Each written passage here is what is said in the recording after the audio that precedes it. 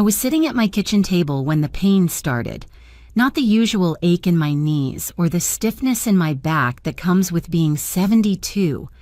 This was different, sharp, radiating from the center of my chest down my left arm like someone was wringing out my heart like a wet towel. My phone was right there on the table. I picked it up with shaking fingers and called the first number in my favorites. Daniel, my son, my only child. It rang 4 times before he picked up. "Mom, I'm in the middle of something," he said before I could even speak. "Daniel, I'm having chest pains, bad ones. I think I need—" "Mom, seriously, you called me for this. Take some antacid. You probably just ate something that didn't agree with you." I tried to steady my breathing. "No, honey, this is different. It hurts down my arm and—" "Mom, stop. I don't have time for this right now. Jessica and I are looking at apartments. We're about to meet with a landlord. Can you please, for once, not make everything about you?" The pain in my chest somehow got worse. Or maybe that was my heart breaking. Hard to tell the difference in that moment.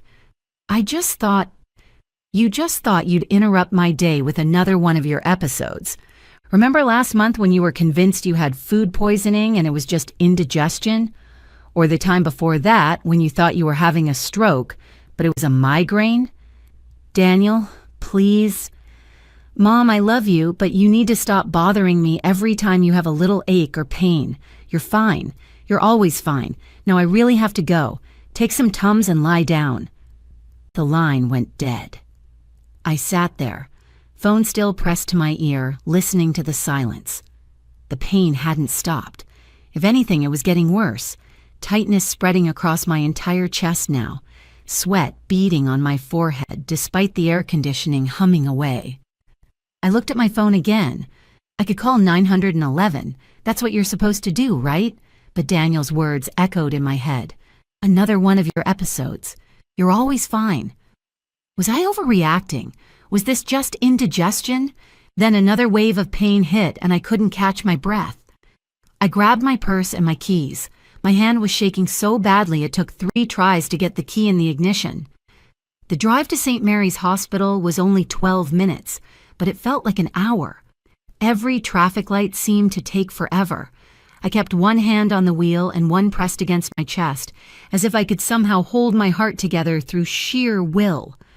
When I pulled into the ER parking lot, I sat in my car for a moment, part of me still wondering if I was being ridiculous. If I'd walk in there and they'd laugh at me, tell me I'd wasted their time over heartburn. But I went in anyway. The triage nurse took one look at me and her expression changed. Within minutes, I was in a bed with wires attached to my chest, an IV in my arm, and a blood pressure cuff that kept inflating and deflating automatically. "Mrs. Peterson, I'm Dr. Rashid," a young woman with kind eyes said, pulling up a stool next to my bed. "Can you tell me what happened?" I told her about the pain, about the tightness, about driving myself here. Her eyebrows went up. "You drove yourself? Is there no one who could have brought you?" I thought about Daniel, about Jessica and their apartment hunting, about being called a bother. "No," I said simply, "there wasn't anyone." She nodded, but I could see the question in her eyes, the same question I'd been asking myself for the past 3 years, ever since David died. When did I become so alone? "We're going to run some tests," Dr. Rashid said. "EKG, troponin levels, possibly a stress test. I want to rule out a cardiac event. You did the right thing coming in." A cardiac event, that's what she called it. Such clinical words for what felt like my body betraying me, my son abandoning me, my life cracking apart at the seams. They wheeled me away for tests. During the waiting periods between procedures, I lay in that hospital bed staring at the acoustic tile ceiling, and I started thinking, really thinking, about the past 3 years since David died, about how Daniel had moved back in with me temporarily after his divorce from Sarah, how temporary had stretched into 6 months, then a year, then 2 years, then 3. About how I'd added him to my checking account just to make things easier when he needed to pay bills while I was recovering from hip surgery. That was 18 months ago. I'd never removed him. about how he'd started treating my house like a hotel, coming and going at all hours, leaving dishes in the sink, bringing Jessica over and acting like I was the intruder in my own home. About the money. God, the money. I pulled out my phone and opened my banking app. My fingers knew the password by heart. I hadn't checked my balance in a few weeks. Daniel had always been good with finances, and after David died, I just let him handle things. It was easier than facing the pile of bills and statements that reminded me my husband was gone. The number on the screen made my breath catch, and not from chest pains this time. My checking account, the one with both our names on it, had $847.52 in it. I blinked. That couldn't be right. My Social Security and David's survivor benefits deposited $3,200 every month. It was the 28th. The deposits had come in. Where was the money? With trembling fingers, I scrolled through the transaction history. $1,200, Daniel Peterson Venmo transfer. $450, Daniel Peterson ATM withdrawal. $380. Daniel Peterson Venmo transfer. $280. Luxury automotive detail. $175. Daniel Peterson Venmo transfer. $520. Restaurant XYZ's. $340. Daniel Peterson ATM withdrawal. On and on it went. Pages of transactions, most of them in Daniel's name. The restaurant charges, the car detailing, the subscriptions to streaming services I didn't even use. All on the debit card I'd given him for emergencies. My entire month's income gone, and this wasn't the first month. I scrolled back. August looked the same. July, June. How long had this been going on? I thought about my own bills. My mortgage payment was due in 3 days, $892 a month. I didn't have it. My medication refills were coming up, $340 with insurance. I didn't have that either. But Daniel had money for car detailing, for expensive restaurants, for Venmo transfers to Jessica. My chest hurt again, but this time I knew it wasn't my heart. It was rage, pure and simple, burning through my veins like acid. A nurse came by to check my vitals. "How are you feeling, hun?" "I'm feeling very clear-headed, actually," I said. And I was, clearer than I'd been in years. I pulled up the customer service number for my bank and pressed call. "First National Bank, this is Kevin speaking. How can I help you today?" "Hello, Kevin. My name is Margaret Peterson. I need to remove someone from my checking account immediately." "Of course, Mrs. Peterson. I can help you with that. Can I have your account number?" I read it off from my phone screen. "Perfect. And who would you like to remove from the account?" "Daniel Peterson." There was a pause. "And may I ask your relationship to Mr. Peterson?" "He's my son, and he no longer has my permission to access my account." "I understand. I'll need to verify some information first." We went through the security questions. My mother's maiden name, the street I grew up on, the name of my first pet. "All right, Mrs. Peterson, I'm processing this now. Mr. Peterson will be removed from the account effective immediately. His debit card will be deactivated within the next 2 hours. Is there anything else I can help you with today?" "Yes," I said, surprised by how steady my voice sounded. "I'd like to set up alerts for any transaction over $50, and I need to order a new debit card since the current one is in my son's possession." "Absolutely. I'm setting up those alerts now. You'll receive text notifications for any purchase over $50, and I'm ordering you a new card. It should arrive in 5 to 7 business days. In the meantime, I can have a temporary card printed at any of our branch locations." "Thank you, Kevin. Is there anything else?" I thought about it. "Actually, yes. Can you tell me the total amount withdrawn from my account by Daniel Peterson in the last 6 months? I heard typing. A long pause. "Mrs. Peterson, over the past 6 months, Mr. Peterson has withdrawn or transferred a total of $17,843.67 from your account."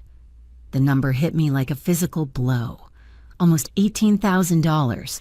6 months of my income gone.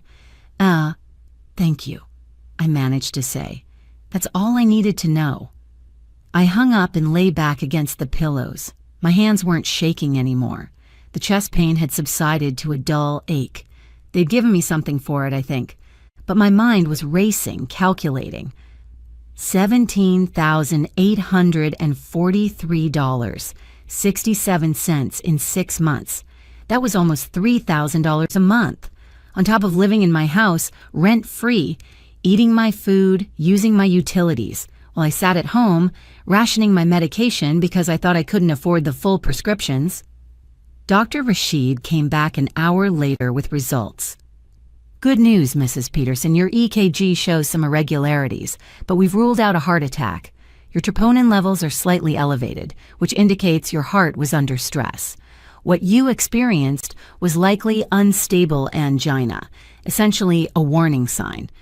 We're going to keep you overnight for observation and schedule you for a stress test in the morning, but I don't believe you're in immediate danger. So I wasn't overreacting, I said quietly. Absolutely not. Chest pain is always worth checking out, especially at your age. You did exactly the right thing coming in. Many people ignore these warning signs and end up with major cardiac events. You may have just saved your own life. I thought about Daniel's voice on the phone. Stop bothering me. You're always fine. Is there someone I should call? Dr. Rashid asked. Family who should know you're here? No, I said. There's no one who needs to know. They moved me to a room for overnight observation. It was quiet, sterile, lonely. I lay in the dark, listening to the beep of the heart monitor, and I made plans. The next morning, I passed the stress test with flying colors. Your heart is actually in pretty good shape, Dr. Rashid told me, but I'm prescribing you a beta blocker to help manage the angina and prevent future episodes. I want you to follow up with a cardiologist in 2 weeks. And Mrs. Peterson? Please don't drive yourself to the hospital if this happens again. Call 911. I promised I would, but we both knew I probably wouldn't. When you've spent 3 years learning that you're a burden, you don't quickly unlearn it. They discharged me around noon. I stopped by the bank on my way home and picked up my temporary debit card. The young woman at the counter smiled at me sympathetically. Maybe she knew. Maybe Kevin had put notes in my file. Maybe she'd seen this story before. An elderly woman, a son with too much access, a belated awakening. When I pulled into my driveway, Daniel's car was there. My stomach dropped. I wasn't ready for this conversation. I'd hoped to have more time. But I couldn't sit in my car forever. I walked in through the front door, and there he was in the living room with Jessica. They were looking at something on a laptop, laughing. Oh, Mom, you're home, Daniel said casually, barely looking up. Where were you? The hospital. That got his attention. His head snapped up. What? Why? I had chest pains yesterday when I called you. I watched his face carefully, watched the calculation happen behind his eyes, the weighing of whether he should feel guilty or defensive. Defensive won. Mom, you said yourself you have these episodes all the time. If it was serious, you should have called 911, not me when I was busy. I did think it was serious, Daniel. That's why I called my son. But you told me to stop bothering you. So I drove myself to the emergency room. Jessica's face had gone pale. She was looking between us like she'd walked into a movie halfway through. And, Daniel said, what did they say? Unstable angina, warning signs of potential heart issues. They kept me overnight. Well, obviously you're fine since you're standing here, see? You always think everything is an emergency when it's not. I felt something inside me snap. Not break, snap. Like a rubber band stretched too far. There was an almost audible pop in my head. I need you to move out, I said. Silence. Complete, total silence. What? Daniel finally said. I need you to move out of my house. You have 60 days. That's more than fair. Mom, what are you talking about? Where is this coming from? Where is this coming from, Daniel? You've been living here rent-free for 3 years. You've treated me like an inconvenience in my own home. And yesterday, when I needed you most, you told me to stop bothering you. Oh my God, Mom, you're really going to hold that over my head? I was busy. I apologized. You didn't apologize, not once, not yesterday, not today. Fine. I'm sorry. There. Are you happy? Now can we drop this? No, I want you out in 60 days. Jessica stood up. Maybe I should go. Yes, I said. Maybe you should. Daniel glared at me as Jessica gathered her things and hurried out. The front door closed behind her with a soft click. Are you happy now? Daniel demanded. You just embarrassed me in front of my girlfriend. I embarrassed you?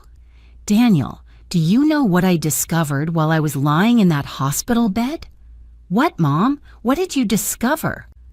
I discovered that you've taken almost $18,000 from my account in the last 6 months. The color drained from his face. That's not, you don't understand. Then explain it to me. Explain the card detailing, the expensive dinners, the Venmo transfers. Those were bills. I was paying bills for the house. Really? Which bills? Because my mortgage hasn't been paid in 2 months. I checked this morning. My medication has been rationed because I thought I couldn't afford it. But you could afford a $300 dinner at Restaurant XYZ? That was a special occasion. Jessica's birthday. You expect me to never do anything nice for my girlfriend? I expect you not to do it with my money while I go without my heart medication. Daniel's jaw clenched. Fine. You want to know the truth? Yes, I used some of your money, but you owe me that, Mom. After everything I've done for you, do you know how hard it's been taking care of you since Dad died? I actually laughed. I couldn't help it. Taking care of me? Daniel, you've been living off me like a parasite. Oh, that's nice. Real nice, Mom. After I moved back here to keep you company because you were so lonely and depressed.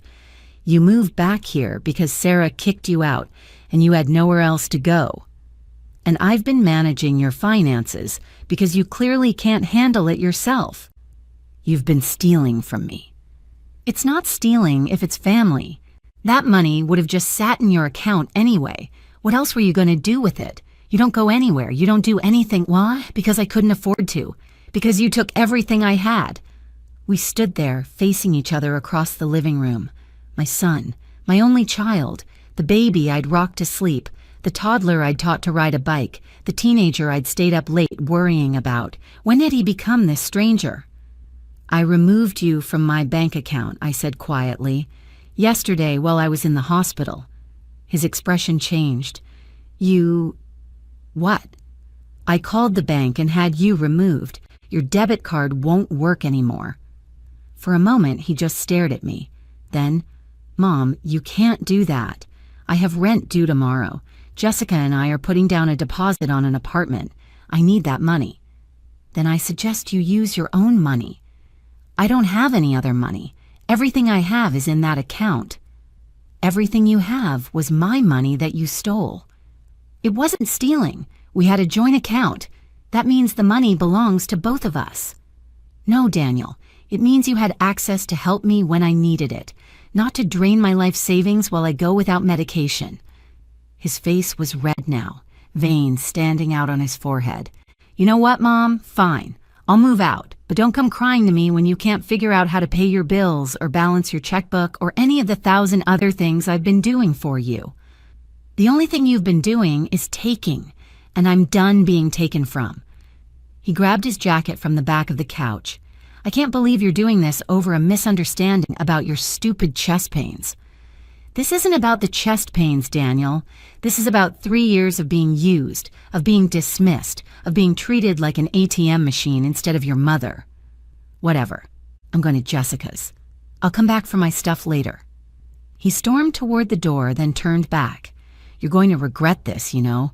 When you're sitting here all alone with no one to help you, you're going to wish you hadn't burned this bridge. I'll take my chances. The door slammed hard enough to rattle the picture frames on the wall, and I was alone. I stood there in my living room, in my house, in the silence, and I felt light, like I'd been carrying a weight I didn't even know was there, and suddenly it was gone. My phone buzzed, a text from Daniel. I tried to pay rent and my card was declined. Thanks a lot. Jessica and I are going to lose the apartment because of you. I didn't respond. Another text. I can't believe you would sabotage my life like this. I blocked his number. Then I sat down at my kitchen table, the same table where I'd felt those first chest pains, and I made a list. A real list, with pen and paper of everything I needed to do. 1. Pay mortgage, call bank about late fees. 2. Get all medications refilled. 3. Change locks. 4. Consult lawyer about stolen funds. 5. Update will. 6. Schedule cardiologist appointment. 7. Call David's sister Helen. Haven't talked to her in months. I started with the mortgage. The bank was understanding about the late fees, especially when I explained I was elderly and there had been some confusion with my account. They waived the penalties. Then I went to the pharmacy and got all my medications, the full doses, not the rationed amounts I'd been making do with. The pharmacist smiled when she handed me the bag. Good to see you getting your full prescriptions, Mrs. Peterson. Had she known? Had she noticed when I started only filling half orders? Over the next few days, Daniel tried calling from different numbers. I didn't answer. He sent emails. I deleted them. He showed up at the house once when I was out getting the locks changed. The locksmith's van was in the driveway when I got home, and I found Daniel's old house key on the porch, bent nearly in half. He must have tried it in the new lock. I consulted a lawyer about the stolen funds. She was a sharp woman in her 50s named Patricia Holloway, and she listened to my story with an expression that said she'd heard it all before. Mrs. Peterson, I'm sorry to say this is more common than you'd think. Adult children with access to elderly parents' accounts. Do you want to pursue charges? I thought about it. About Daniel's face on the news. About a criminal record. About being that kind of mother. No, I said finally, but I want a legal document that states he is not entitled to any portion of my estate. Nothing. Not the house, not the savings, nothing. I can draft that for you, but understand he could contest it. Let him try. Patricia drew up the papers. I signed them. I had them witnessed and notarized. Daniel had 60 days to move out, and after that, he would inherit exactly nothing. I called Helen, David's sister, that night. We drifted apart after David died, not on purpose, just the way these things happen. She answered on the second ring. Margaret, oh my goodness, how are you? And somehow I told her everything, about Daniel, about the money, about the chest pains and the hospital and the decision I'd made. I expected judgment. I got support. Good for you, Helen said firmly. I love my nephew, but what he's been doing is elder abuse, plain and simple. David would be furious. We talked for 2 hours. When we hung up, we'd made plans to meet for lunch the following week. The 60 days passed slowly. Daniel moved out gradually, taking his belongings in stages. He never came when I was home. He'd text from unknown numbers, coming by at 2 p.m. for my stuff. I'd leave the house, go to the library or the park or just drive around, and when I'd come back, more of his things would be gone. It was like watching a ghost pack up his life. On day 58, I came home to find the house completely empty of Daniel's presence. His bedroom was bare. His toiletries gone from the bathroom, the spot where his car always parked, vacant. I should have felt sad. I felt relieved. On day 60, I got a call from a number I didn't recognize. Against my better judgment, I answered, Mom. It was Daniel. His voice was different, smaller. I need to talk to you. About what? About everything. Can I come over? Every instinct screamed no, but he was still my son. One conversation, that's all. He showed up 30 minutes later. He looked thin, tired, like he hadn't been sleeping well. We sat at the kitchen table, the same table where this had all started. I lost the apartment, he said. Jessica and I broke up. I'm staying with a friend right now. I didn't say anything. I've been thinking a lot about what you said, about how I treated you. And He stopped, swallowed. I'm sorry. For what, specifically? He looked up, surprised by the question. For taking your money, for living here and not contributing, for telling you to stop bothering me when you were having a medical emergency. Why did you do it? I don't know. I guess after Dad died and after my divorce, I felt like my life was falling apart, and it was easy to just let you take care of everything, to fall back into being your kid instead of being an adult. And then it just kept going, and I convinced myself I deserved it somehow, that you owed me for keeping you company, and he shook his head. There's no excuse. I was selfish and cruel, and I'm sorry. I looked at my son, really looked at him, and I saw the truth in his eyes. I also saw the calculation, the hope that sorry would be enough, that we could reset and he could move back in, and things could go back to how they were. I appreciate the apology, I said carefully, but it doesn't change anything. What do you mean? I mean, you're still not getting access to my accounts. You're still not moving back in. You're still getting nothing in my will. His face fell. Mom, I said I was sorry. And I heard you. But sorry doesn't give me back $18,000. Sorry doesn't erase 3 years of being used. Sorry doesn't undo you telling me to stop bothering you when I thought I was dying. So what? We're just done? You're really going to cut me out of your life? I'm not cutting you out, but our relationship is going to be different now. You're going to have to earn back my trust, and that's going to take time, a lot of time. How am I supposed to do that? That's something you're going to have to figure out yourself. We sat in silence for a long moment. I really am sorry, Mom, he said quietly. I believe you, but I'm also not your safety net anymore. You're 46 years old, Daniel. It's time you learn to stand on your own. He left shortly after that. No slammed doors this time, just a quiet goodbye and a promise to call next week.